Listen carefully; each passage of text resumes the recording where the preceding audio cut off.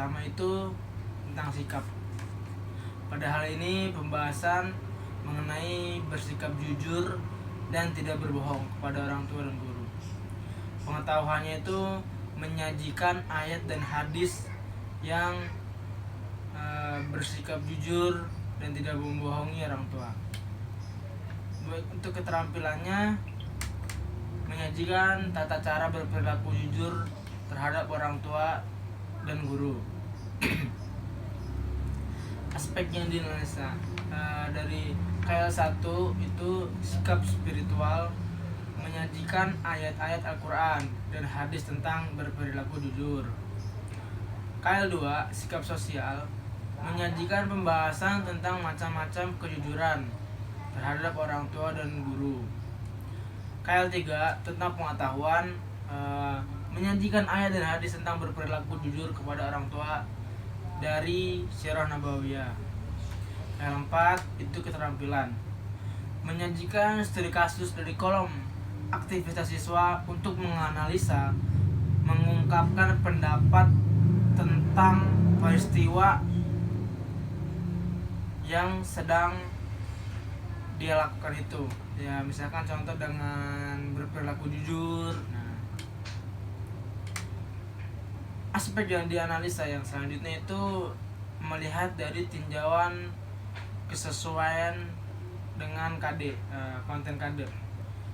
Hasil analisa di sini yang tidak terpenuhi adalah tidak menyajikan konten atau isi KD yang terkait dengan substansi materi dan hanya menyajikan konten materi pada halaman awal bab dan dalam bentuk bagan. Coding atau penomoran KD, konten dan tabel KD tidak disajikan jadi otomatis. Penomoran KD pun juga tidak disajikan.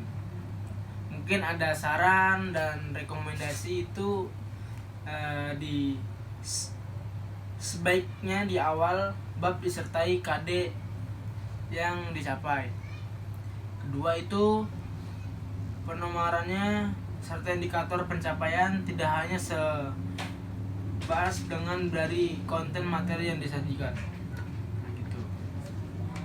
Nomor 2, tindak lanjut, menginformasikan kepada siswa terkait tabel KD yang akan dicapai dari penomorannya serta indikator pencapaian melalui slide presentasi atau sekedar menyebutkan dengan lisan kesesuaian dengan topik. Semua materi yang disajikan di buku ini sangat terperinci, lengkap dan sesuai dengan topik materi yang berperilaku jujur dan tidak berbohong kepada orang tua dan guru. Saran dan rekomendasi di sini tidak ada ya. Kecukupan materi. Pada buku ini, kecukupan materi sangat baik karena semua disajikan sudah mencakup segala harus yang diketahui siswa dalam berperilaku jujur dan tidak berbohong kepada orang tua dan guru. Kedalaman materi. Pada buku ini, kedalaman materi yang disajikan sangat baik untuk jenjang kelas.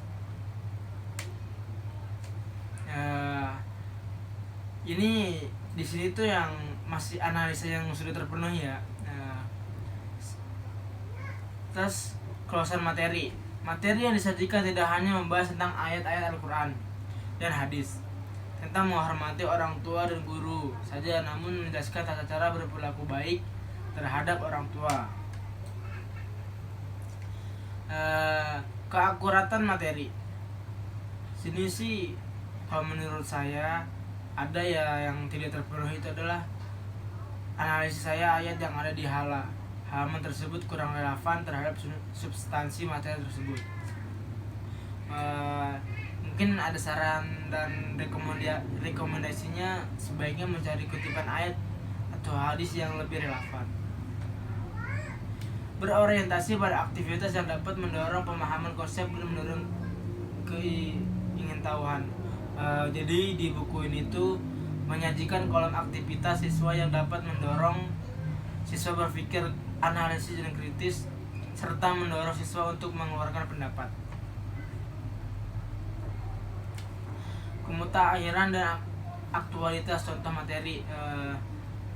Di dalam buku ini tidak menyajikan studi kasus terkini tentang isu-isu terkait adab terhadap orang tua dan guru. Saran di sini tidak ada ya.